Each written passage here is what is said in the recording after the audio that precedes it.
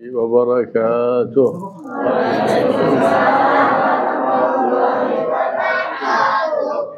الحمد لله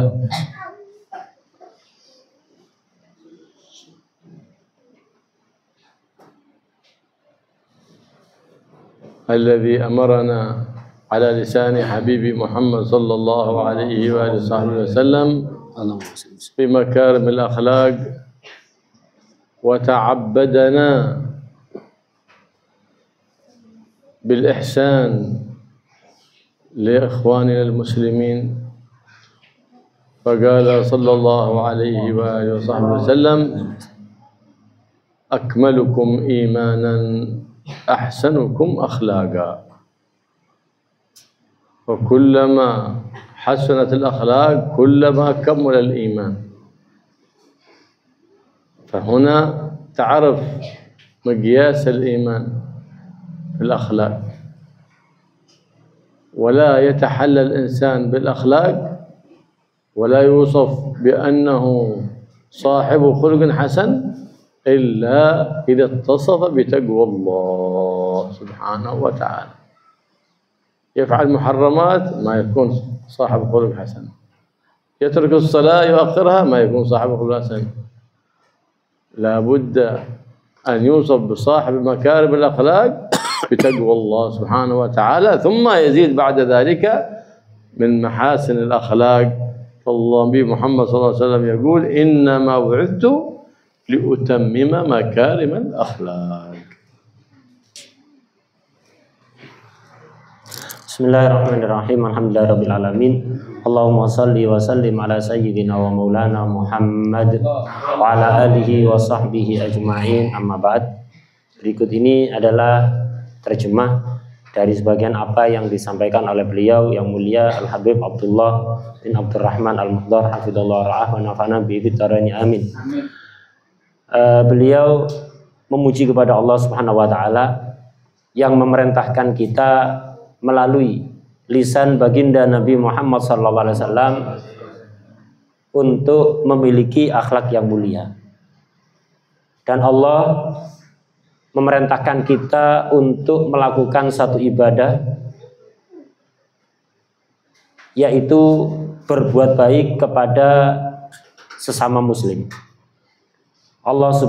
Rasulullah SAW bersabda, kurang lebih artinya, orang yang paling sempurna imannya di antara kalian adalah yang paling baik akhlaknya.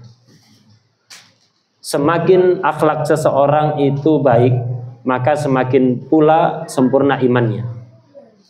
Dari sini kita bisa mengetahui ukuran kesempurnaan iman. Kesempurnaan iman ditentukan oleh akhlak yang mulia. Kapan seseorang itu dikatakan memiliki akhlak yang mulia? Orang itu tidak akan dikatakan memiliki akhlak yang mulia kecuali jika dia adalah orang yang bertakwa kepada Allah, melakukan perintah-perintah Allah dan menjauhi larangan-larangan Allah. Orang yang sering melakukan hal-hal yang diharamkan oleh Allah tidak bisa dikatakan berakhlak mulia. Orang yang meninggalkan sholat atau sholatnya tidak tepat waktu, ini juga tidak bisa dikatakan berakhlak mulia. Jadi untuk bisa dikatakan berakhlak mulia harus bertakwa, kemudian ditingkatkan lagi.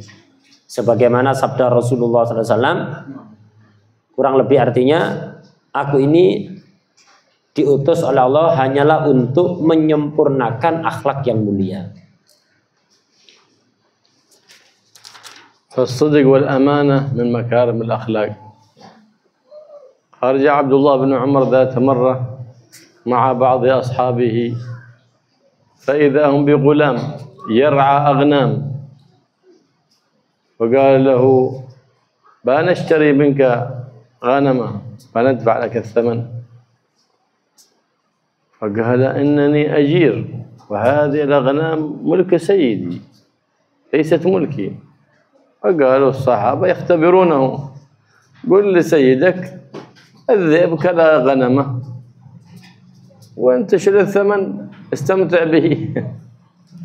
فقال الغلام الصغير يراقب الله قال أين الله؟ أين الله؟ أنا بأهرب من سيدي بيصدقني، بقول أكلها الذئب بيصدقني. أين الله؟ أليس الله يراني؟ أليس الله مطلع على ظاهري وباطني؟ أين الله؟ فارتعد الصحابة من كلمة هذا الغلام الصغير. هذا غلام يراقب الله، ما يراقبه عند الناس بس، حتى يراقبه في خلوته وبينه وبين مولاه سبحانه وتعالى. فلما سمع ذلك ابن عمر ذهب يسأل عن هذا الغلام، عن حق من الغنم هذه، فقيل له هذا حق فلان وهذا الغلام عبد فلان.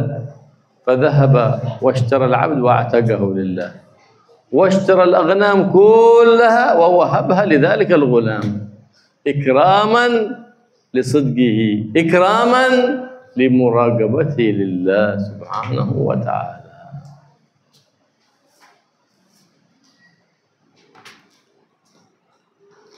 Termasuk akhlak yang mulia adalah jujur dan amanat. Dikisahkan suatu ketika Sayyidina Abdullah bin Umar radhiyallahu anhuma, putranya Sayyidina Umar, ini keluar bersama beberapa sahabat. Di tengah perjalanan mereka menjumpai seorang anak kecil, budak milik seseorang yang sedang mengembala kambing. Kemudian sahabat itu bertanya pada anak kecil yang mengembala kambing tadi, kami ingin membeli 1 ekor kambing dari kamu, ini uangnya. Si anak kecil tadi menjawab, aku bukan pemilik kambing ini, aku hanyalah seorang budak yang disewa untuk mengembala kambing. Tugasku adalah menjaga kambing, aku tidak berhak untuk menjualnya, bukan milikku. Kemudian sahabat ingin ngetes amanatnya anak kecil tadi itu.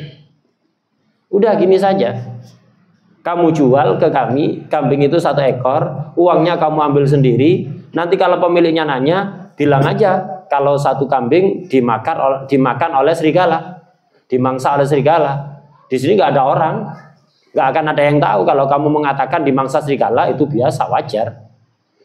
Nggak akan ada yang curiga kepada kamu. Nanti uangnya bisa kamu pakai, kamu nikmati. Si anak kecil tadi tiba-tiba menjawab dengan jawaban yang membuat sahabat itu gemetar. Anak kecil tadi menjawab, orang-orang nggak tahu, lantas Allah bagaimana? Bukankah Allah selalu melihat aku setiap saatnya? Mungkin tidak ada orang, tapi Allah selalu ada. Sahabat gemeter melihat jawaban anak ini. Ini anak kecil tapi amanatnya begitu luar biasa.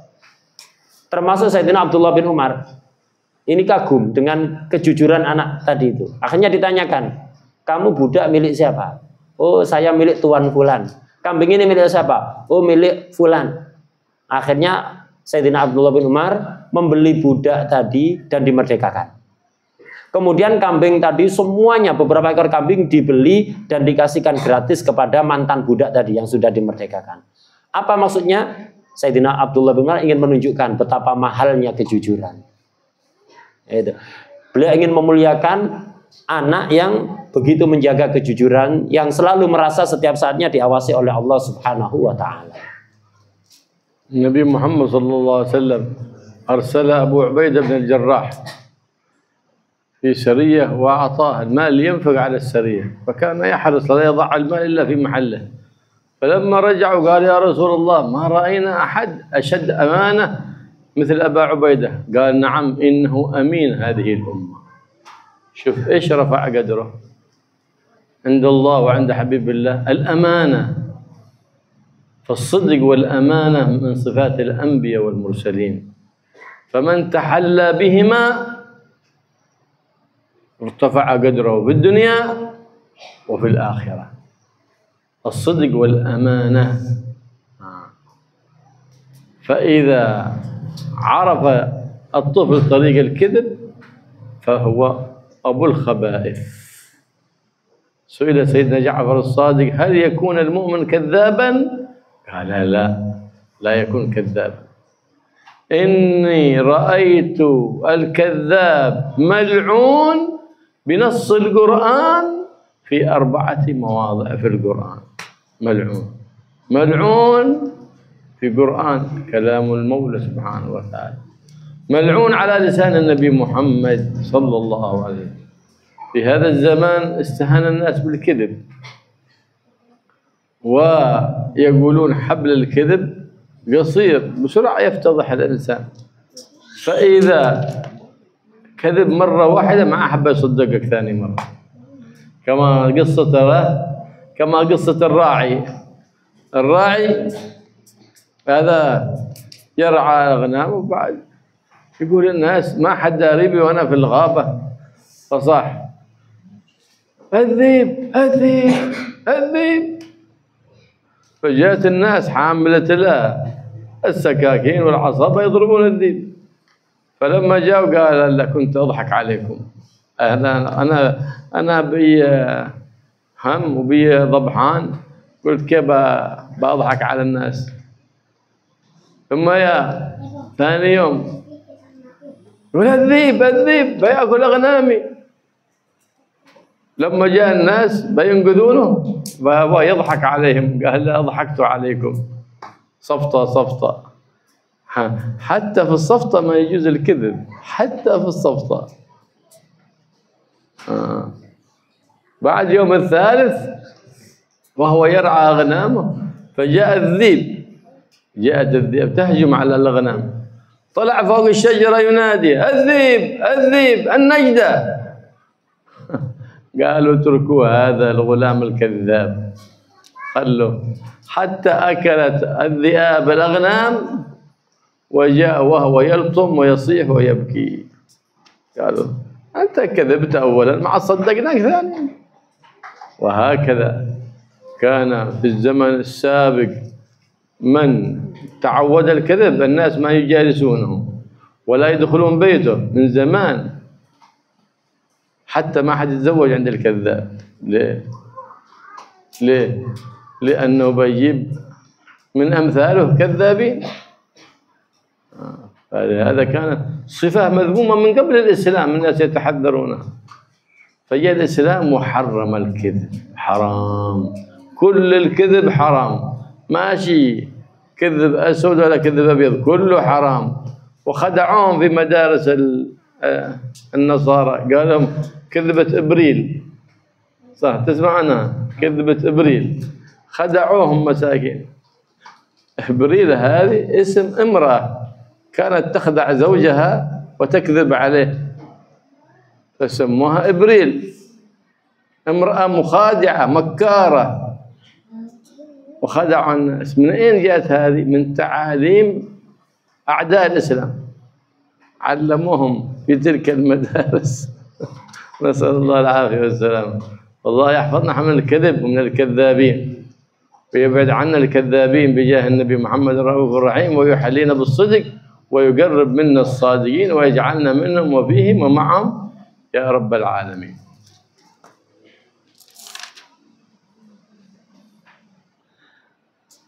Salah satu sahabat Rasulullah SAW itu, ada salah satu orang dari mereka yang lebih istimewa dibanding yang lain.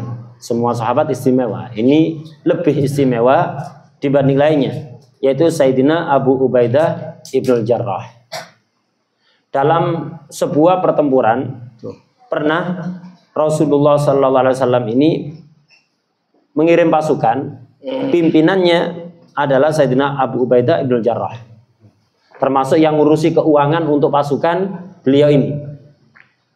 Kemudian setelah pulang, semua orang memuji Rasulullah. Abu Ubaidah ini beda sama orang lain, betul-betul amanat. Uang yang Anda berikan kepada beliau untuk kebutuhan perang itu betul-betul dijaga dengan baik, digunakan memang pada tempatnya. Akhirnya Rasulullah SAW bersabda, benar, Abu Ubaidah ini adalah amin hadil ummah, orang yang terkenal memiliki amanat tinggi dari umatku. Ini yang membuat kemudian beliau istimewa di sisi Rasulullah SAW. Karena amanat dan kejujuran. Jujur dan amanat ini salah satu sifat yang harus dimiliki oleh para nabi. Karena itu siapapun yang punya sifat jujur dan amanat, maka dia akan kedudukannya mendekati para nabi. Akan mulia di dunia maupun di akhirat. Sementara sebaliknya bohong, dusta, ini adalah pangkal dari segala sifat yang buruk lainnya. Semua sifat yang buruk itu pangkalnya pada kebohongan. Karena itu hati-hati. Putra-putri kita sejak kecil hati-hati. Jangan dibiarkan kalau bohong. Harus dikasih pelajaran sehingga dia jera. Jangan sampai bohong lagi. Karena ini pangkal dari segala keburukan. Latih putra-putri kita sejak usia dini untuk menjadi anak yang jujur dan amanat. Sayyidina Ja'far As-Shadiq radhiyallahu anhu pernah ditanya, Sayyidina Ja'far, apakah mungkin orang mukmin yang di hatinya iman itu berdusta atau berbohong? Sayyidina Ja'far mengatakan tidak mungkin. Orang kalau di hatinya betul-betul ada iman yang benar, tidak bakalan berbohong. Kenapa? Pembohong itu dilaknat oleh Allah ada di Quran 4 kali. Di 4 ayat dilaknat. Tidak cukup itu. Di dalam banyak hadis Rasulullah SAW juga banyak melaknat orang-orang yang bohong. Karena itu orang yang berbohong, pembohong, pendusta, itu tanda di hatinya tidak ada keimanan yang benar. Di zaman sekarang banyak orang menyepelekan bohong, jadi dianggap biasa.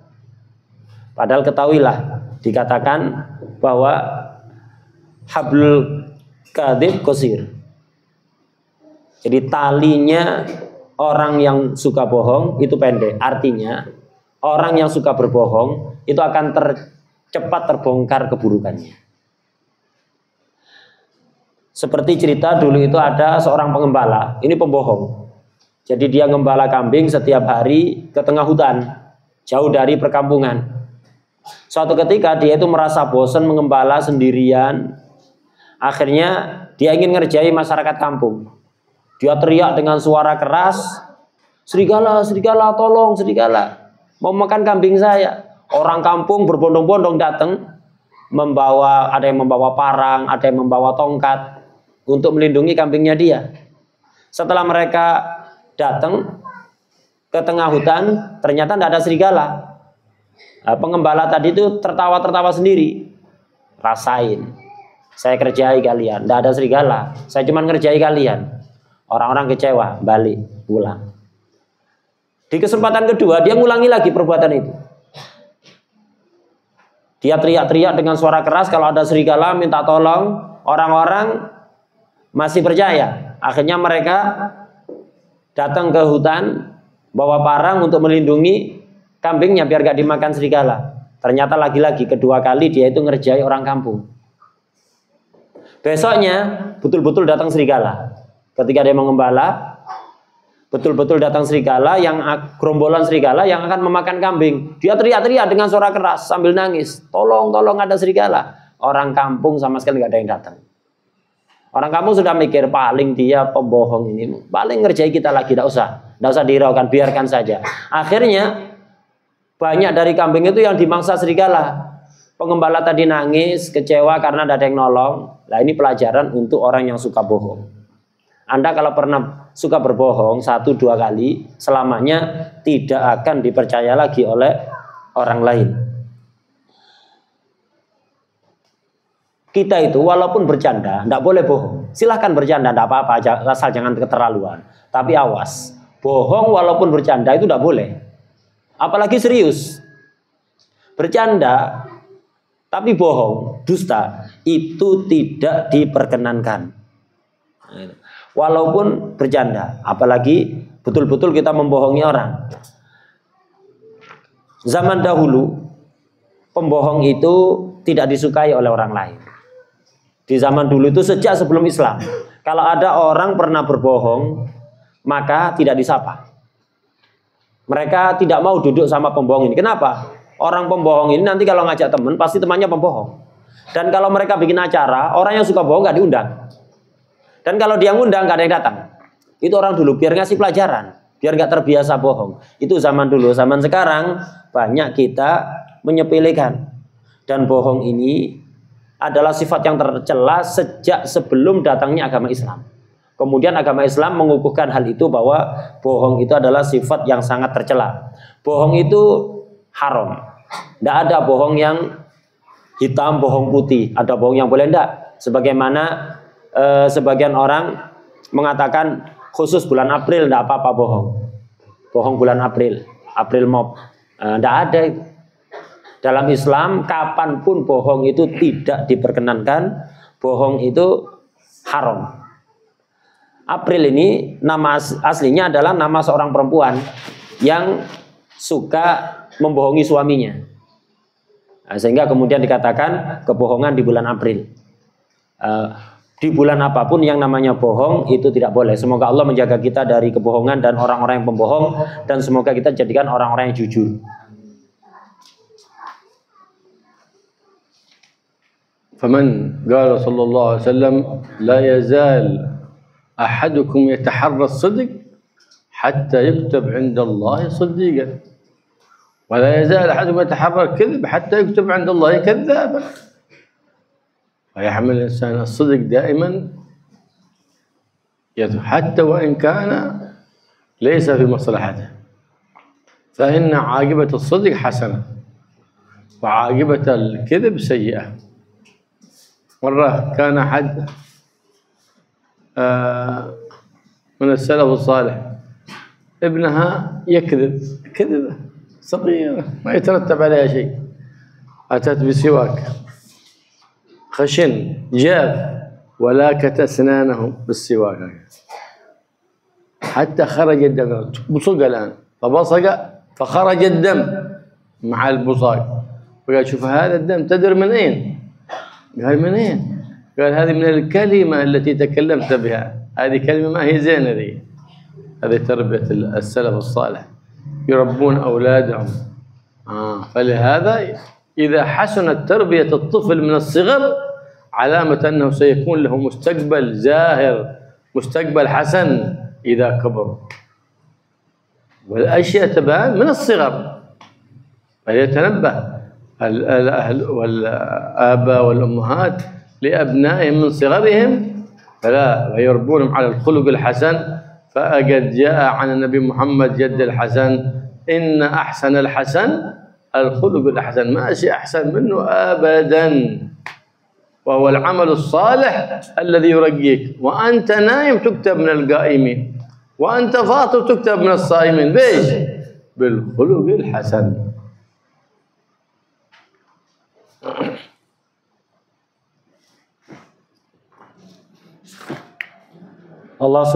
Rasulullah SAW bersabda dalam hadisnya, kurang lebih artinya, tidaklah kalian itu selalu berusaha untuk jujur sampai Allah betul-betul menjadikan kalian orang-orang yang selalu jujur. Begitu juga sebaliknya, tidaklah kalian itu sering berbohong kecuali Allah akan menjadikan kalian betul-betul menjadi pembohong. Jadi tergantung dari kebiasaan. Kalau kita membiasakan jujur, maka Allah akan mentakdirkan kita menjadi orang yang selalu jujur, tidak akan bohong. Begitu juga kalau kita terbiasa bohong, Allah akan menjadikan kita menjadi orang yang terus bohong, nggak bisa jujur. Karena itu hati-hati, jangan biasakan bohong. Biasakan jujur, walaupun secara zahir itu tidak menguntungkan kita. Waduh, kalau saya jujur nanti saya dimarahi, saya akan menerima akibatnya begini-begini. Tetaplah jujur, walaupun secara zahir tidak menguntungkan Anda. Karena apa? Akibat akhirnya pasti baik. Sebaliknya, bohong walaupun secara zahir itu menguntungkan Anda, suatu saat akan Anda rasakan akibatnya. Akibat akhirnya adalah buruk. Ulama salaf itu sangat perhatian kepada putra-putrinya sejak masih kecil. Jangan sampai mereka itu memiliki sifat jelek. Dan bagaimana caranya mereka memiliki sifat baik sejak masih kecil, khususnya bohong ini. Ulama salaf itu mereka dikisahkan ada salah satu ulama salaf, anaknya yang masih kecil bohong yang dianggap sepele. Kalau bagi orang sekarang itu dianggap sepele, yang tidak membahayakan orang. Tapi apa yang dilakukan oleh abahnya ini, langsung abahnya itu mengambil kayu siwak yang kering dan kasar, nggak dibasahi, digosokkan dengan keras ke gigi dan mulut anak kecil tadi itu, sampai berdarah. Kemudian suruh meludah anak tadi itu, meludah ada darahnya. Kemudian ayahnya bilang, kamu tahu dari mana darah ini sumbernya? Darah ini dari kebohongan kamu tadi. Nah, begitu ulama salaf. Jadi kalau mendapati anaknya itu punya sifat tercela, langsung dihukum, biar nggak ngulangi lagi. Kenapa? Kalau dibiarkan akan menjadi kebiasaan, nanti nggak bisa dihilangkan lagi sudah. Nah, ini ulama salaf. Jadi pendidikan akhlak yang mulia itu dimulai sejak masih kecil. Anak itu kalau sejak kecil dibiasakan memiliki akhlak mulia, tanda masa depannya akan bagus. Begitu juga sebaliknya, kalau sejak kecil tidak dididik dengan pendidikan yang baik, tanda masa depannya tidak akan baik. Jadi pendidikan akhlak ini dimulai dari masa kecil. Dan akhlak mulia ini merupakan ibadah yang sangat bagus, yang sangat besar pahalanya di sisi Allah. Sebagaimana dalam hadis Rasulullah SAW itu bersabda, kurang lebih artinya, sebaik-baiknya perkara baik adalah akhlak yang baik, budi pekerti yang baik. Orang yang akhlaknya baik, walaupun malam tidak pernah bangun malam, dia akan dicatat orang yang selalu bertahajud bangun malam. Walaupun dia tidak pernah puasa sunat, akhlaknya baik, dia akan dicatat akan mendapatkan pahala seperti orang yang setiap hari puasa sunat terus. نعم. فإذا تحلى الأولاد بالأخلاق الحسنة فيقومون ببر الوالدين ويصلون الأرحام ويؤدون حق الجيران، حينئذ بيكون محبوب عند الله وعند النبي محمد صلى الله عليه وسلم وعند الأقارب وعند جميع الناس. كل الناس بيحب أن يقرب منه، وإذا كان بلا أخلاق كل الناس بتهرب منه، فيكون مبغوض عند رب الناس وعند سيد الناس وعند جميع الناس. هذا سيدنا أويس القرني، غلام نشأ في طاعة الله وبلغه الإسلام في حياة النبي محمد سيد الأنام، فأراد أن يذهب ويلتقي بالنبي محمد صلى الله عليه وسلم من شدة محبته وتعلقه بالنبي محمد صلى الله عليه وسلم، لكن عنده والدة تحتاجه في كل يوم لخدمتها، فلم يذهب لرؤية النبي محمد وقد اعتنق الإسلام وهو في اليمن. والنبي محمد صلى الله عليه وسلم في المدينة يقول لأصحابه إن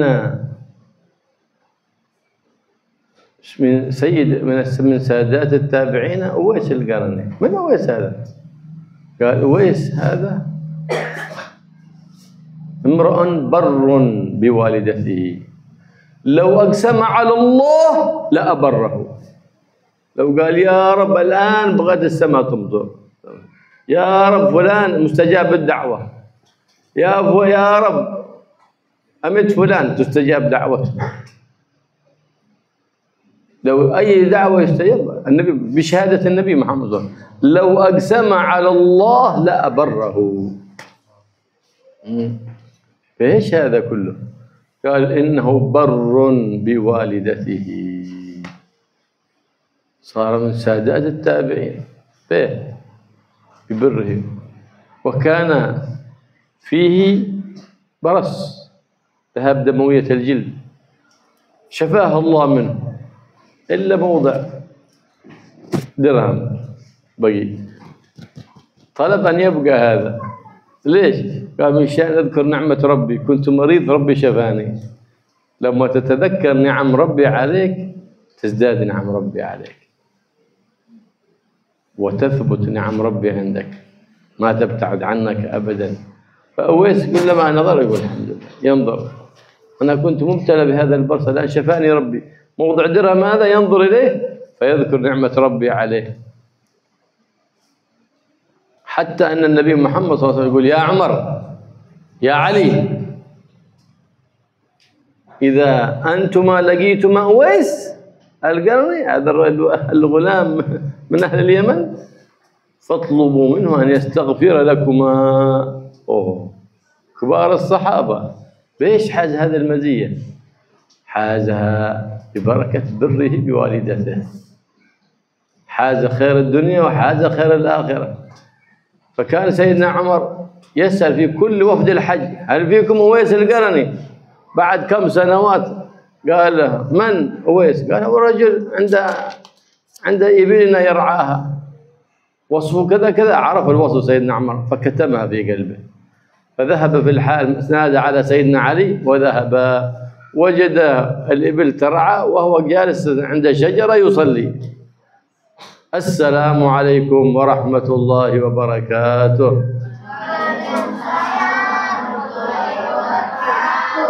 سلم.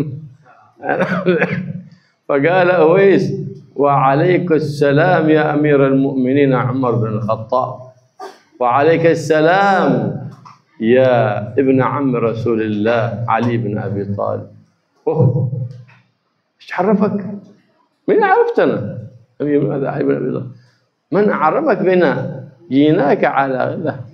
فقال: أعلمني العليم الخبير. الله، شوف كيف أعطاه الله علم لدني ببركة بره بوالدته، علم كبير غزير ببركة البر. هكذا يكون الأخلاق، تأتي إليك بنعم ظاهرة وباطنة، وأرزاق حسية وأرزاق معنوية.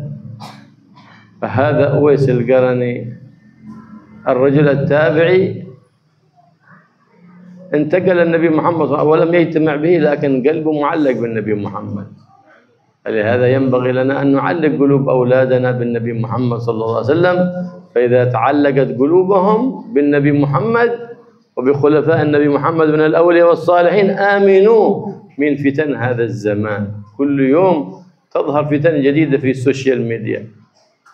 إيش بنؤمنهم؟ بالتعلق بالنبي محمد سيد الصالحين وبخلفائه من الأولياء والصالحين والعلماء العاملين. والله يوفقنا وإياكم لتربية أولادنا على التربية الحسنة، على الخلق الحسن، ونقومهم على المنهج الحسن، على منهج جد الحسن محمد صلى الله عليه وآله وصحبه وسلم.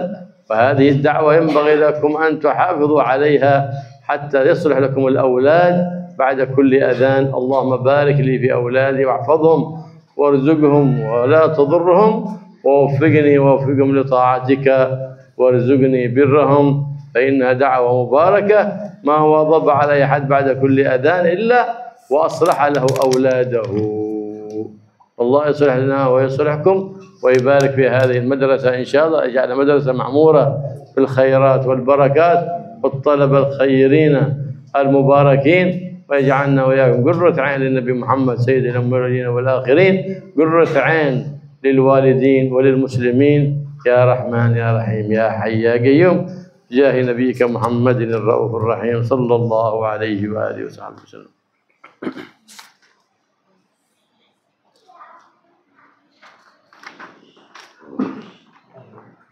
Seorang anak itu jika memiliki akhlak yang baik, dibiasakan memiliki akhlak yang baik, otomatis nanti dia akan menjadi anak yang berbakti kepada orang tuanya, suka menjaga hubungan dengan kerabatnya, bersilaturahim, dan akan baik kepada tetangganya, melakukan hak-hak tetangganya, dan dia akan menjadi anak manusia yang dicintai oleh Allah, dicintai oleh Rasulullah SAW, dicintai oleh saudara-saudara dan kerabatnya, serta dicintai oleh semua orang. Sebaliknya, orang yang tidak memiliki akhlak mulia, dia dibenci oleh Allah, dibenci Rasulullah SAW, dan dibenci semua orang. Ada kisah betapa akhlak mulia itu akan menjadikan orang kedudukannya sangat tinggi di sisi Allah dan di sisi Rasulullah SAW. Yaitu cerita tentang Sayyidina Uwais Al-Qarani. Sayyidina Uwais Al-Qarani ini hidup di masa Rasulullah SAW. Waktu itu beliau masih sangat muda, sangat muda sekali. Beliau tinggal di negeri jauh, di negeri Yaman, jauh dari Mekah, dari Madinah, dari tempat Rasulullah SAW. Dia ini ketika masih usia belia, sangat muda sekali, mendengar bahwa sudah Allah mengutus Nabi akhir zaman yaitu Nabi Muhammad SAW membawa agama namanya agama Islam. Beliau begitu mendengar langsung tertarik masuk Islam. Akhirnya beliau masuk Islam sebelum ketemu Rasulullah SAW, hanya mendengar tentang Rasulullah. Hidup satu zaman, mendengar tentang Rasulullah, tapi belum pernah ketemu. Tapi langsung tertarik, akhirnya masuk Islam. Dan setelah masuk Islam, beliau itu setiap saatnya selalu kepingin dan rindu, kepingin berjumpa baginda Rasulullah SAW. Tapi nggak bisa. Kenapa? Beliau ini merawat ibunya, menjaga ibunya yang nggak bisa ditinggal. Nanti kalau memaksakan berangkat ketemu Rasulullah SAW, ibunya siapa yang menjaga? Ibunya siapa yang merawat? Akhlak mulia, berbakti kepada orang tuanya. Akhirnya apa? Sayyidina Uwais ini di zaman dulu tidak ada alat komunikasi seperti sekarang. Tinggal di negeri Yaman yang sangat jauh, beriman kepada Rasulullah SAW, sangat kepingin bertemu Rasulullah tapi nggak bisa berangkat karena menjaga ibunya. Tidak ada yang menyampaikan kepada Rasulullah SAW, tapi Rasulullah tahu. Rasulullah mengetahui. Akhirnya Rasulullah suatu ketika pernah mengatakan kepada para sahabat bahwa Uwais ini adalah pemimpin para tabi'in. Tabi'in itu adalah generasi yang pernah bertemu sahabat. Ini adalah pemimpinnya. Dan Rasulullah bercerita bahwa Uwais ini seorang anak muda yang sangat berbakti kepada ibunya. Dia ini kalau minta apapun kepada Allah akan langsung dikasih.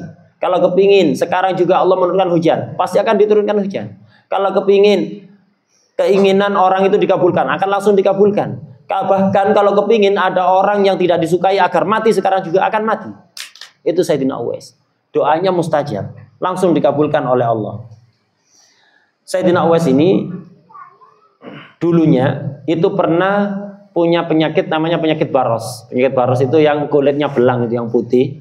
Itu jadi gangguan penyakit kulit yang rata satu badan, yang warnanya ya seperti itulah. Itu dulu rata satu badan. Kemudian doa kepada Allah agar disembuhkan, langsung disembuhkan oleh Allah.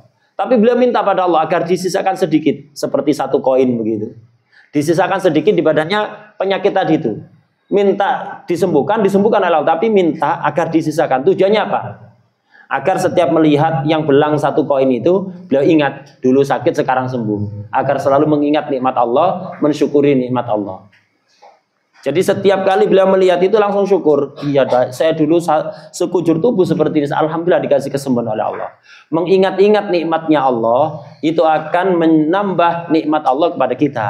Jadi yang diingat-ingat itu nikmat Allah, jangan musibah yang diingat-ingat, jangan sakit, jangan kesulitan yang diingat-ingat. Yang diingat-ingat itu nikmat. Itu akan menambah kenikmatan dari Allah Subhanahu wa ta'ala. Sayyidina Uwais ini begitu istimewa. Belum pernah ketemu Nabi, tapi bagaimana Nabi itu berpesan kepada Sayyidina Umar dan Sayyidina Ali. Kita tahu kedudukan Sayyidina Umar, sahabat Nabi yang sangat istimewa. Begitu juga kedudukan Sayyidina Ali, sahabat Nabi, kerabat Nabi, menantu Nabi yang sangat istimewa. Nabi pernah berpesan, wahai Umar, wahai Ali, nanti kalau kalian ketemu Uwais Al-Qarni, kalian minta doa kepada dia. Doa apa? Agar supaya Allah mengampuni dosa-dosa kalian. Yang disuruh siapa? Sayyidina Umar, sahabat yang sangat istimewa. Sayyidina Ali, kerabat Rasulullah dan sahabat Rasul yang sangat istimewa. Diperintahkan oleh Rasulullah untuk minta doa pada Sayyidina Uwais. Padahal Sayyidina Uwais bukan sahabat. Nabi tahu keistimewaan Sayyidina Uwais. Kenapa? Apa yang menyebabkan Sayyidina Uwais begitu istimewa? Karena berbakti kepada ibunya. Akhirnya apa? Menjadi orang yang seistimewa itu. Sayyidina Umar jadi penasaran, siapa Uwais ini? Penasaran, tidak pernah dengar. Tidak ada sahabat yang kenal Sayyidina Uwais, tidak ada yang dengar. Rasulullah tahu karena dikasih tahu oleh Allah, bukan karena dikasih tahu orang. Akhirnya Sayyidina Umar ini penasaran.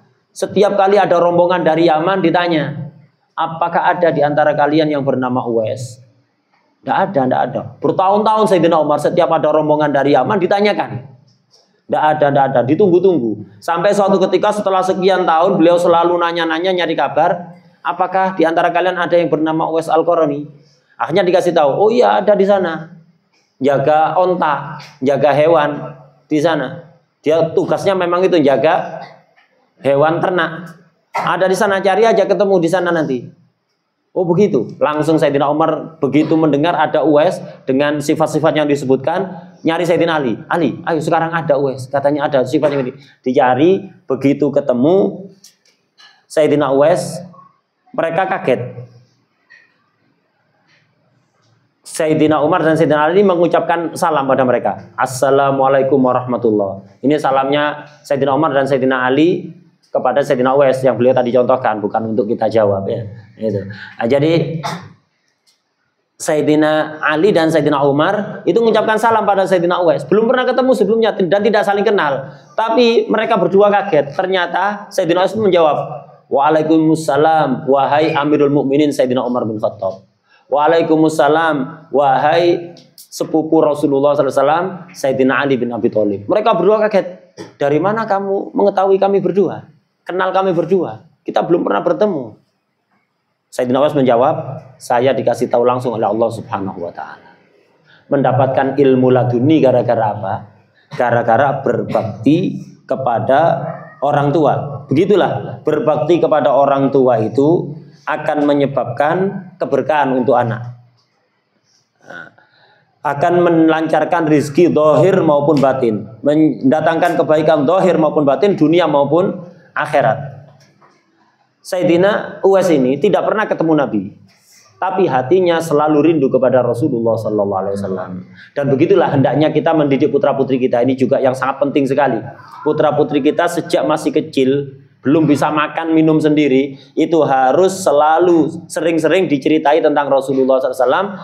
Selalu ditanamkan rasa cinta yang sekuat mungkin kepada baginda Rasulullah SAW dan para penerus Rasulullah SAW, yaitu para aulia, para orang-orang saleh, orang-orang alim yang mengamalkan ilmunya. Kenalkan mereka kepada orang-orang alim, para pewaris Rasulullah SAW. Kenalkan mereka pada Rasulullah. Buat mereka cinta sekuat mungkin kepada Rasulullah SAW dan penerusnya. Kalau anak punya rasa cinta itu, pastikan anak ini zaman serusak apapun, anak ini akan aman, akan terjaga. Kita setiap hari melihat fitan kerusakan-kerusakan yang terus bermunculan satu persatu. Apalagi di medsos. Tidak pernah berhenti. Ini sangat membahayakan sekali untuk generasi yang ada sekarang ini. Tapi kalau ingin aman, tidak akan terpengaruh oleh kerusakan zaman, kenalkan mereka, cintakan mereka kepada Rasulullah SAW dan para penerusnya. Semoga Allah memberikan pertolongan pada kita untuk bisa mendidik putra-putri kita dengan baik, membekali mereka dengan akhlak mulia sesuai dengan yang diajarkan oleh baginda Rasulullah SAW. Kemudian ini ada doa yang sangat penting untuk orang tua, biar anaknya menjadi baik. Biar anaknya dijadikan anak yang berakhlak mulia, yang berbakti kepada orang tua dan dihindarkan dari kerusakan zaman. Doa ini silakan direkam kalau yang bawa HP. Doa ini dibaca setiap kali kita mendengar adzan, kita jawab adzan. Kemudian baca doa setelah adzan. Setelah itu baca doa ini. Ini doa untuk putra putri kita. Biar mereka dijaga oleh Allah, terhindar dari kerusakan zaman. Serusak apapun zaman, anak kita insya Allah akan dijaga oleh Allah. Asal rutin. Setiap kali mendengar adzan, dijawab, disimak adzannya dijawab. Kemudian baca doa adzan. Setelah baca doa adzan, baca doa ini, yaitu Allahumma barik li fi auladi wahfadhum warzuqhum wala tadurrahum wa waffiqni wa waffiqhum li ta'atika warzuqni birrahum. Saya ulang lagi. Allahumma barik li fi auladi wahfadhum warzuqhum wala tadurrahum wa waffiqni wa waffiqhum li ta'atika warzuqni birrahum. Artinya, ya Allah, berkatilah untukku putra-putriku. Jagalah mereka. Karuniai mereka rizki yang lapang. Jangan datangkan mara bahaya kepada mereka. Bantulah hamba dan putra-putri hamba untuk selalu taat kepadamu. Dan karuniakan kepada hamba bakti mereka.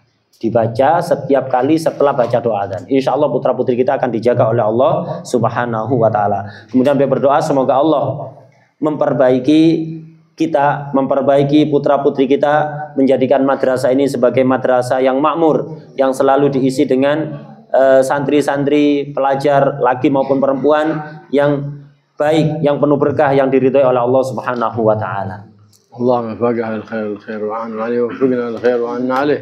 آمين. اللهم إن نبات نعمتك ولا تجعلنا حصادا وكدرك. آمين. اللهم احسن عاقبتنا في الأمور كلها وأجرنا من خزي الدنيا وعذاب الآخرة. آمين. يا مالك الدنيا والآخرة.